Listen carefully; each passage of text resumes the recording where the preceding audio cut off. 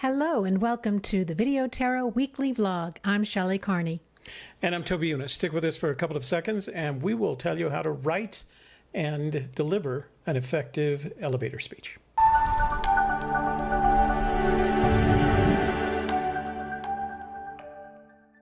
And we're back. So, an elevator speech.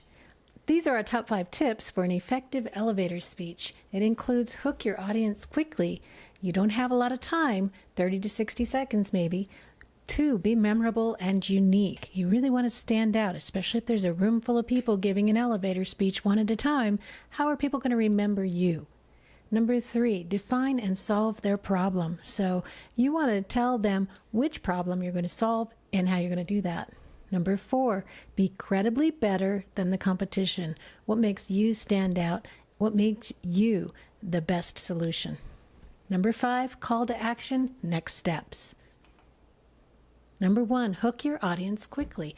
You might have 30 to 60 seconds, and if you are in a networking situation, and I've been in one of these, where there's a room full of people and every person is invited to stand up and give their elevator speech, and they're each given 60 seconds, and there's a timer going off at 60 seconds, and then you see 1 or 2 people who don't have their act together, or they flaunt the rules. How does that make you feel? To me, I lose trust in that person immediately. I stop listening after 60 seconds, and I don't want to do business with them because they've broken the rules. So make sure that you can fit your elevator speech into that time limit. It should be personal. It should tell your story. Not just your business, but your story as well. Believable. Of course, you don't want to say, I'm the best in the world, but you might want to say something that I'm the best at doing this particular thing. Unique. You want to really stand out. Compelling. And invites follow-up questions. So what can you say that's going to get those listeners to ask you those questions that's going to get that conversation going? So a couple of things. Number 1, I think one of the most important things you can remember is that when you start this process, as you go into your elevator speech, that it is personal. A lot of people have a tendency to talk about their business rather than themselves. And what you need to be able to do is think of yourself as the physical manifestation of your business at that moment in time. So they want to know how you can help them, not necessarily how your business can help them, although eventually they'll find that out. The second thing is 30 to 60 seconds is enough time for someone to make a decision about you personally. They will either like you or not like you in 30 to 60 seconds. So if you start with a smile, an open handshake, and you're dressed nicely, there's more of a chance that you're going to meet that expectation for them.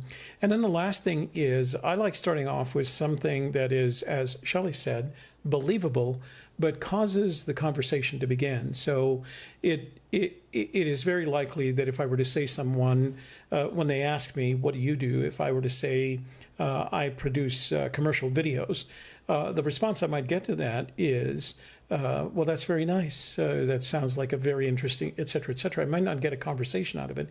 But if they say to me, what is it that you do? And I say, I ensure small businesses get visibility on their social and mobilized media. That may sound like it's complex, but it's true, it's believable, and it's personal. It's what I do. But more importantly, they have to ask another question. How do you help the business? What is it that you do for the business, etc.? And that's the beginning of the conversation. Just because it's 30 to 60 seconds worth of elevator speech doesn't mean it's 30 to 60 seconds worth of conversation. You should take the advantage to start the conversation with the elevator speech and give them an opportunity. What's that course that you used to take in acting? Improvisational. It's like improvisational okay. Acting. One of the keys to success in improvisational acting is giving your partner something to work with. That's what you want to do. You want to give them something to work with so that they can ask that second question. That's the beginning of the conversation. Be memorable and unique. I think that one of the things that stands out for me the most is when somebody tells a story. Now, it's going to be a very short story to get it all in 30 to 60 seconds. But a story draws you in and helps you to remember things, especially when there's details in that story. And you want people to remember you. You want to stand out like this red apple among all the green apples, so that at the end of this talk, where everybody's had a chance to stand up and 60 people have given their elevator speech, you get 5 people who come up to you and say, I really liked what you said. I'd like to talk to you more about that. And being memorable relies on those physical characteristics that all of us have control of. Firm, healthy handshake, a smile, dressing nice, because when they get back with that stack of business cards that they've collected at that networking event, they're going to remember the people that made the biggest impression. The biggest impression is going to come with a firm handshake, a big smile, and dressing nice, so that they can put it together with that business card, and then putting that together with the business card can remember your story and whether or not your story presented to them a unique selling proposition. So those are all important. And again, from that very, from the getting into their space and stretching out your hand to give them a handshake. Define and solve their problems. So if I went up to somebody and they asked me what I do, and I say, well, I help small businesses with their promotional commercials and video products for their websites and for social media, and they might think, I don't need that, and they've walked off at that point. But if I've defined why they need that, what is their pain, what is their problem, I ask them something like, are you getting enough customers to have a constant flow of new people in the door? And they might feel, gosh, no, I really need help with that. Well, now I've opened the door by defining their problem, and now I show them how we solve it. When you go into a networking event, especially with small businesses, you can make assumptions about because you're likely a small business if you're watching this. You can make some assumptions about what those small businesses are experiencing. Generally speaking, you can assume that they have small budgets for marketing, or doing anything other than keeping the business running. They would like to have more customers, and they'd like to have a better ROI on those customers coming in the door. So there's several pain points already that they're experiencing. And if you envision what those pain points for that small business, what pain points are for those small businesses, and you have a plan when you walk in about how you are going to address those pain points, you're more likely to make that memorable call, that memorable event for them, because you have solved some of their problems. So if you start talking about yourself, or your business, you are far less likely to make contact or connection with them than if you're talking about some of the things that you do that help alleviate some of that pain, that business pain they're experiencing. Number 4, be credibly better than the competition. So not only do you want to say you're better than the competition, you need to be able to show how you're better, what you're better at. So if we want to say we're better at getting the job done quickly at the price you can afford, we have to be able to demonstrate how we can do that.